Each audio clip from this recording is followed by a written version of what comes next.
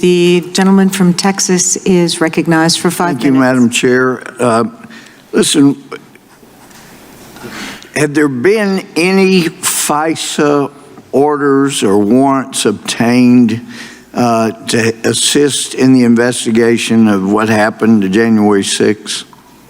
So I think you can appreciate, Congressman, I'm not in a position to talk about any matters that occur before the FISA court involving the implementation of the... Well, the only way that we can have oversight to discern whether or not that we should ever allow FISA to continue is if we find out what's been going on. And I was here beginning January of '05. We talked to lots of people from the Justice Department. We were assured nothing but foreign matters were going before the FISA court. So imagine the shock when we saw this order from the FISA court, which basically, well, not basically, it says that all call detail records created by Verizon for communication between the United States and abroad, there's the foreign, or wholly within the United States, including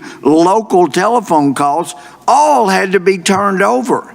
And as I understand, there are still orders similar to that that have a big net, and once that information goes into the database of your department, of the DOJ, of the NSA, then there are thousands of people that can access that and have accessed that and done searches. So the question, when you have something that we're told is wholly domestic, that it's the domestic threat that's so serious, it is an important question to know whether you're using something called FISA, where the F stands for foreign, to go after American citizens. Because that, I can tell you, when I was here back in '06 and '08, we were taking these matters up. If people had known how badly that was being abused, there were people back then on both sides of the aisle who would have said, wait a minute, this is just being abused so much. So that's why it's a fair question to know in general, not specific cases. Is the FISA court, has it been used to get orders to investigate January 6th?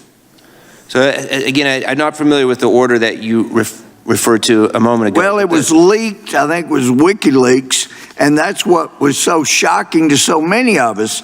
And look, the abuses occurred during the Bush administration, the Obama administration, there were some in the Trump administration, and I feel sure it's still going on. We need to know the extent of that. Well, let me ask you about a case in Kilgore, Texas.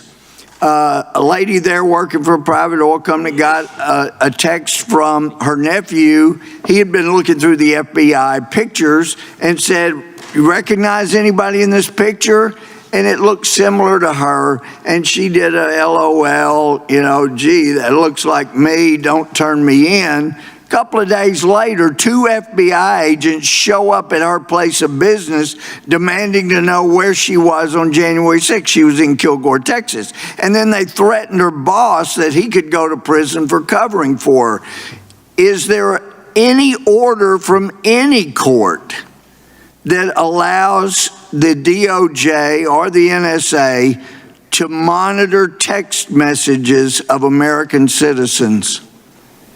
Obviously there are court orders, whether they come from federal courts, not the FISA court, or the federal FISA court, that authorize, pursuant to law, search warrants and surveillance. Yes, but search warrants under the Fourth Amendment have to describe with particularity the things to be searched or seized, and that's not happening. That has not been happening.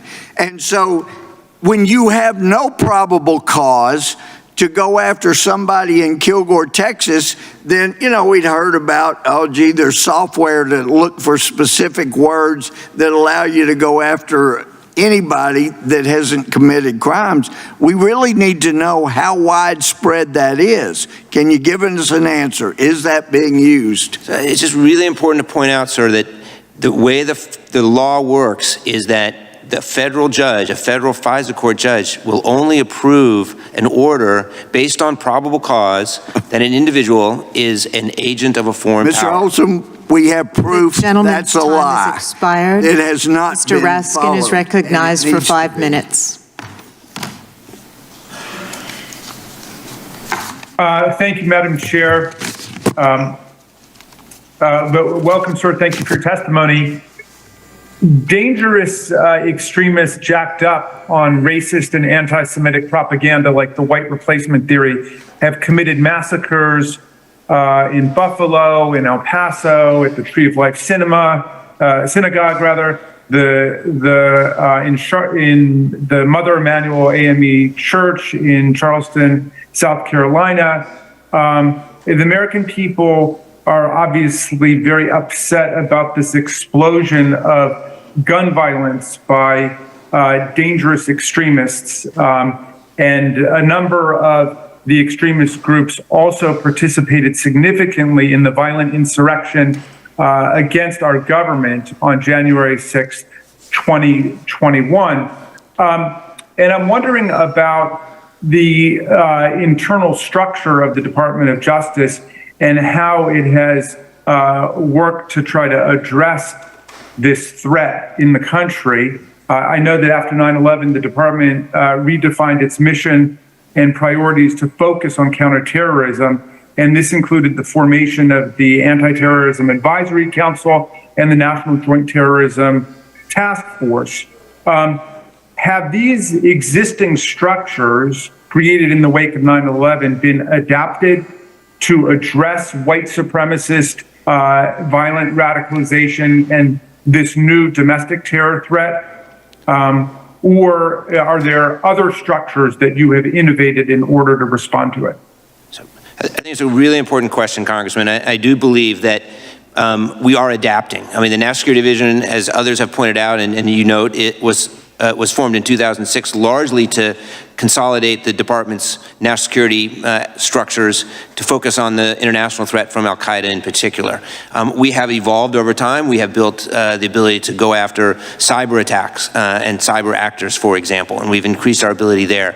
We have a FARA unit to go after transparency. The question you raise about domestic terrorism, this year I established a domestic terrorism unit within our counterterrorism section to increase our focus on the types of threats we face from domestic violent extremists. I think in addition, I have formed with the Assistant Attorney General for the Civil Rights Division, Kristen Clark, an ongoing partnership because so many of the attacks that you mentioned, whether it's Buffalo or Charleston or El Paso, these are not only domestic violent extremists attacks, but they are also hate crimes. And we have learned over the years that our hate crimes are our most effective federal criminal tool to go after those, and in support of each other in partnership, a partnership that maybe wasn't an obvious one 15 years ago between the National Security Division and the Civil Rights Division has proven to be very effective at making sure that prosecutors on both sides are bringing all of our resources and expertise to bear on the growing problem that we face, as you noted in your question. So I think we're evolving. We're working again with the FBI, which has a domestic terrorism operations section to focus on this threat. But look, there's more we can do, and we are going to continue to be driven by the nature of the threats we face. Well, I appreciate that because violent far-right terrorism is striking all over the country, in churches, in mosques, in synagogues, in movie theaters, at Walmarts and grocery stores. Of the 30 domestic terror fatalities last year, CSIS found that 28 of them resulted from far-right terrorist attacks. So the vast majority, nearly all of them. You previously testified that the number of FBI investigations of suspects accused of domestic extremism had more than doubled since the spring of 2020. Has this jump in the number of investigations led to an increase in actual indictments and prosecutions, if you're excluding for the moment the January 6th prosecutions? So I don't have a specific number on that, Congressman, because that number, that jump, that doubling does include the January 6th cases. And of course, there we have over 800 arrests of individuals. Not all of them are characterized as domestic violent extremists, to be clear, but many are, and those are, and those do account for at least a significant portion of that jump from over the past 2 years in the number of investigations. Okay. And are there any other proactive measures you're taking to try to address this threat? I'm sorry, say again, sir. Are there proactive measures that DOJ is taking to address the threat of far-right terrorism? Absolutely. In fact, part of the challenge is that we have not historically done a good job of categorizing and capturing the numbers. So just the data collection, because many of these cases are actually prosecuted at the state and local level or by federal U.S. attorneys' offices around the country. So we're getting better at trying to just capture that data. That's one proactive aspect of this threat, as well as training that we're doing around the country. Thank you for your service. I yield back. Thank you.